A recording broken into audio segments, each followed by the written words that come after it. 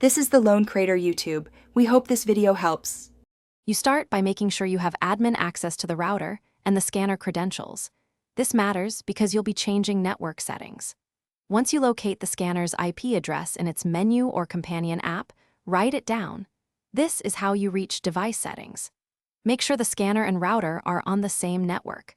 Power cycle both devices to clear transient connections, and keep an Ethernet cable ready in case you must switch to wired configuration for removal.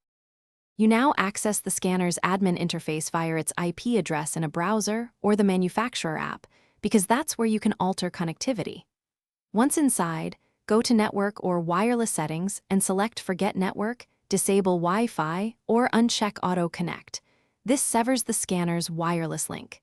If the option is missing, change the router SSID or password temporarily, or assign a static IP conflict to effectively block the scanner. Finally, you remove saved Wi-Fi credentials from the scanner and from any router device lists or cloud services linked to scanning. This prevents automatic rejoin. Reboot scanner and router, then confirm the scanner no longer receives an IP address. Try to scan to a network share.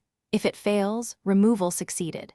If the scanner still reconnects, perform a factory reset after backing up its settings, because residual profiles can persist. Factory reset clears them, and then you can reconfigure intentionally or keep it offline.